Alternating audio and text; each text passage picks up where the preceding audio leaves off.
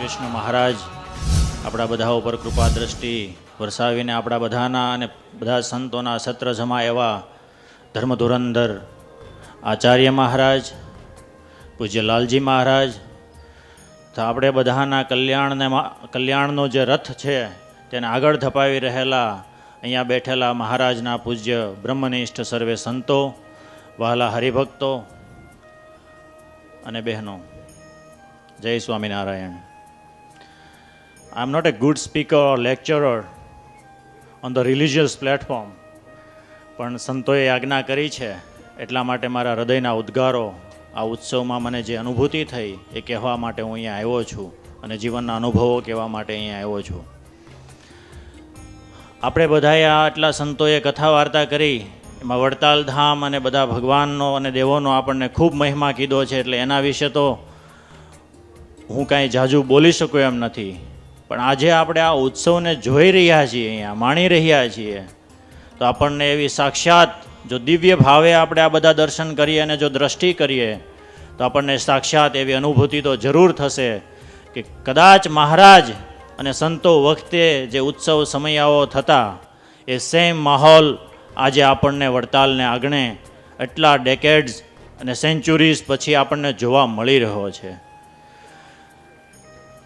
આ બધા જનું આપણે જો વધારે ડિટેલમાં જો દ્રષ્ટિ કરીએ અને એનાલિસિસ કરીએ, હિસ્ટ્રીની અંદર જઈને જો ચેક કરીએ આપણે, તો આપણને ખ્યાલ આવશે કે આજથી 10, 12 કે 15 વર્ષ પહેલાંની જે પરિસ્થિતિ હતી એ પરિસ્થિતિથી આગળ વધી અને હું ડેકેડ્સ નહીં પણ આમ કહીશ તો સેન્ચુરીઝ પહેલાં કે જ્યારે નંદ સંતો અને મહારાજ અહીંયા જ્યારે બિરાજમાન હતા ત્યારનું જે દિવ્ય વાતાવરણ છે એ આપણને બધાને અહીંયા મળ્યું છે. એ મળવાની પાછળ જો આપણે જોઈએ તો એક જ કારણ છે, આ બધા સંતોની યુનિટી અને પૂજ્ય મહારાજ શ્રીની લીડરશિપ, એમની વિશાળ દ્રષ્ટિ. Is balancing everything, is judging everything, is giving justice to everyone. That is why આપણો જે સંપ્રદાય છે આજે એટલો વિશાળ થયો છે, એટલા વિશાળ સંતોની યુનિટી અને ઉપસ્થિતિને એટલા વિશાળ હરિભક્તોની આપણા સંપ્રદાયની અંદર આપણને જોવા મળી રહી છે. આ બધું તો છે જ. તો હવે આપણે બધા આજે યુવા મંચ છે એટલા માટે આજે હું ખાસ કરીને યુવાનોને થોડુંક કહેવા માગું છું. થોડા પોઈન્ટ્સ મેં નોટિસ કર્યા છે. I am going to read and I am going to address all the હરિભક્ટ્સ હિયર. આપણી બધાની પણ એક, હવે સંતોએ એટલો મોટો ઉત્સવ કર્યો, આ બધું તો છે, બધું જ સારું છે, આપણે અહીંયા ડિફરન્સ જોઈ રહ્યા છે, બધું જોઈ રહ્યા છે, તો આપણી એક રિસ્પોન્સિબિલિટી બને છે હરિભક્તો તરીકેની કે આપણે સ્વામિનારાયણ ભગવાનના આશ્રિત છીએ. આજે યુવાધન, સ્વામીએ પહેલાં પ્રવચનની અંદર વાત કરી કે યુવાધન વ્યસનોની અંદર એટલું બધું એ પાયમાલ થતું જાય છે. તો આજે ખાસ કરીને મારે 2 મુદ્દાઓ પર વાત કરવી છે કે આજના યુવાનને આમ જનરલી બહુ ઇઝીલી એવું લાગે છે કે if I am drinking, if I am smoking, it's my status, but it is not a status, it is a starter of your life disaster. એ વસ્તુ આપણે ધ્યાનમાં રાખવી જોઈએ. હકીકતમાં આજે સોશિયલ મીડિયા છે એના ઘણા બધા બેનિફિટ્સ છે, પોઝિટિવ ઉપયોગ છે, પણ જો એનો આપણે સાચા અર્થમાં જો યુઝ નહીં કરીએ અને જો ખાલી ફેસબુક છે અને સ્ક્રોલ કરે રાખશું અને આપણો ટાઈમ વેસ્ટ કરશું તો આપણા જીવનની અંદર રહેલી જે સેન્સિટિવિટી છે એ ખતમ થઈ જશે. આપણી કૌટુંબિક ભાવનાઓ છે, લાગણીઓ છે, આપણું જે ધ્યાન, મેડિટેશન, એ બધું ડિસ્ટર્બ થઈ જશે. એટલે આજના દિવસે એવા મોટા મોટા એનાલિસિસ છે. હમણાં જ માર્ક ઝુકરબર્ગનું એનું પણ સ્ટેટમેન્ટ આવેલું કે ફેસબુકને કારણે આજે યુવાધન છે એ એડિક્ટેડ બનતું જાય છે અને એની જે ક્રિએટિવિટી છે એ પણ બહુ ડાઉન થતી જાય છે. અને આજે બીજી વસ્તુ હું એક યાદ કરીશ કે આપણે આ વર્ષ છે વચનામૃત દ્વિશતાબ્દી મહોત્સવ. આઈ થિંક આ 2019 ઇઝ અ હિસ્ટોરિકલ યર, કેમ કે આજે આપણે જોઈએ તો આ વર્ષ છે એ જ મહાત્મા ગાંધીનું 150th યર બર્થ એનિવર્સરી આપણે આખા વિશ્વની અંદર મનાવી છે.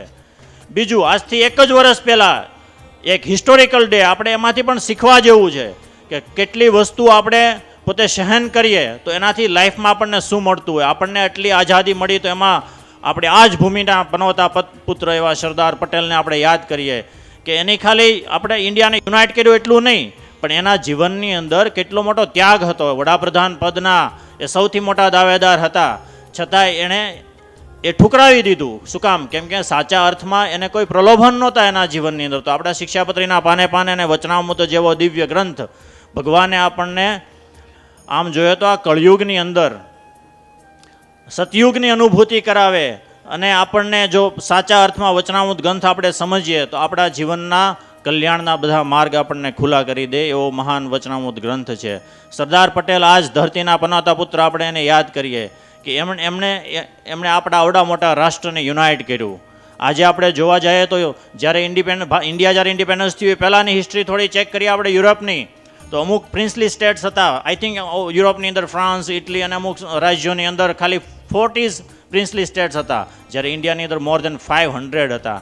અને આમ જોઈએ તો આજનું જે ભારત છે આપણને મળ્યું છે એ કેટલું વિશાળ છે. તો મહાભારત કાળની અંદર પણ નાના નાના રાજ્યો હતા, ત્યારે પણ એટલું મોટું ભારત નહોતું. અવડું મોટું ભારત આપણને, વિશાળ ભારત સરદાર પટેલે આપણને આપ્યું છે. કેમ કે યુરોપ જેવા રાજ્યોની દેશોની અંદર પણ એવા 40 જેવા રજવાડાઓને એક થવા માટે મોર દેન 4 ડેકેડ્સ એટલે કે 40 યર લાગ્યા હતા, જ્યારે કે એક જ વર્ષની અંદર સરદાર પટેલે 500 જેવા રજવાડાઓને એક કરીને અવડું મોટું યુનાઇટેડ ભારત આવ્યું. અને આ એ જ ધરતીની અંદર બાજુનું જ ગામ કરમચંદ, તો સરદાર પટેલને પણ આપણે યાદ કરીએ અને આપણે એનામાંથી પણ એવું ઇન્સ્પિરેશન લઈએ કે આપણે સત્સંગની અંદર પણ એટલી બધી કુરબાનીઓ દેવા માટે આપણે પણ તૈયાર રહેવું જોઈએ. એક હરિભક્ત તરીકે આપણે હંમેશા કોઈ પણ દુનિયાના ખૂણે હોઈએ, કોઈ કોમ્પ્રોમાઇઝ આપણે ન જ કરવું જોઈએ. સત્સંગી તરીકે આપણને તરત આપણી શિક્ષાપત્રીને સંતોએ આપેલા ઉપદેશો આપણી નજર સામે આવવા જોઈએ.